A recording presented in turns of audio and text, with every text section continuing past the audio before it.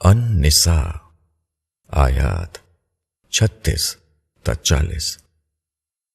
اور اللہ کی عبادت کرو اور کسی چیز کو اس کا شریک نہ بناؤ، اور اچھا سلوک کرو ماں باپ کے ساتھ اور قرابت داروں کے ساتھ، اور یتیموں اور مسکینوں اور قرابت دار پڑوسی اور اجنبی پڑوسی اور پاس بیٹھنے والے اور مسافر کے ساتھ اور مملوک کے ساتھ۔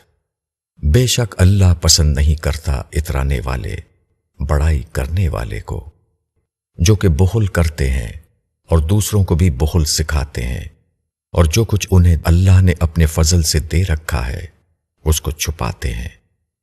اور ہم نے منکروں کے لیے ذلت کا عذاب تیار کر رکھا ہے۔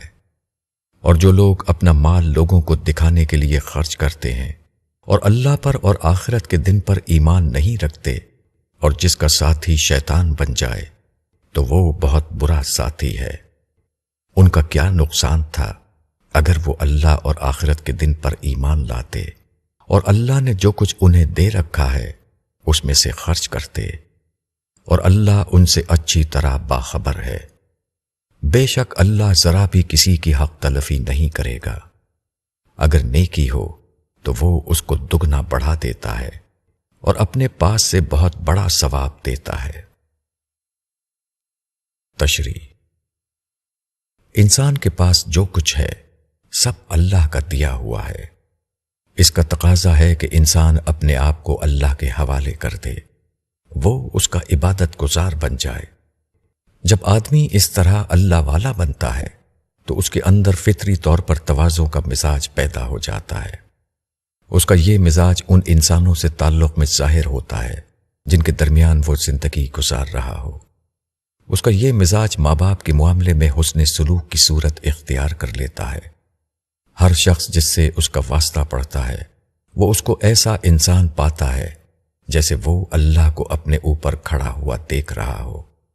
وہ ہر ایک کا حق اس کے تعلق کے موافق اور اس کی حاجت مندی کے مناسب ادا کرنے والا بن جاتا ہے۔ جو شخص بھی کسی حیثیت سے اس کے ربط میں آتا ہے اس کو نظر انداز کرنا اس کو ایسا لگتا ہے جیسے وہ خود اپنے آپ کو اللہ کے یہاں نظر انداز کیے جانے کا خطرہ مول لے رہا ہے۔ جو شخص اپنے آپ کو اللہ کے حوالے نہ کرے اس کے اندر فخر کی نفسیات ابھرتی ہے۔ اس کے پاس جو کچھ ہے اس کو وہ اپنی محنت و قابلیت کا کرشمہ سمجھتا ہے۔ اس کا نتیجہ یہ ہوتا ہے کہ وہ اپنی کمائی کو صرف اپنا حق سمجھتا ہے۔ کمزور رشتہ داروں یا محتاجوں سے تعلق جوڑنا اس کو اپنے مقام سے نیچے درجے کی چیز معلوم ہوتی ہے۔ وہ اپنی مصلحتوں یا خواہشوں کی تسکین میں خوب مال خرچ کرتا ہے، مگر وہ مدیں جن میں خرچ کرنا اس کی انا کو غذا دینے والا نہ ہو وہاں خرچ کرنے میں دل تنگ ہوتا ہے۔ نمائش کے مواقع پر خرچ کرنے میں وہ فیاض ہوتا ہے اور خاموش دینی مواقعوں پر خرچ کرنے میں بخیل۔ جو لوگ خدا کی نعمت سے تواضع کے بجائے فخر کی غذا لیں، جو خدا کے دیے ہوئے مال کو خدا کی بتائی ہوئی مدوں میں نہ خرچ کریں، البتہ اپنے نفس کے تقاضوں پر خرچ کرنے کے لیے فیاض ہوں، ایسے لوگ شیطان کے ساتھی ہیں۔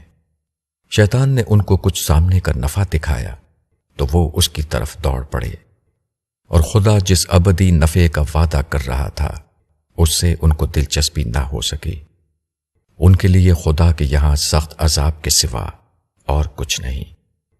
آدمی خود جو کام نہ کرے اس کو وہ غیر اہم بتاتا ہے۔ یہ اپنے معاملے کو نظریاتی معاملہ بنانا ہے۔ یہ اپنے آپ کو حق بجانب ثابت کرنے کی کوشش ہے، مگر اس قسم کی کوئی بھی کوشش اللہ کے یہاں کسی کے کام آنے والی نہیں۔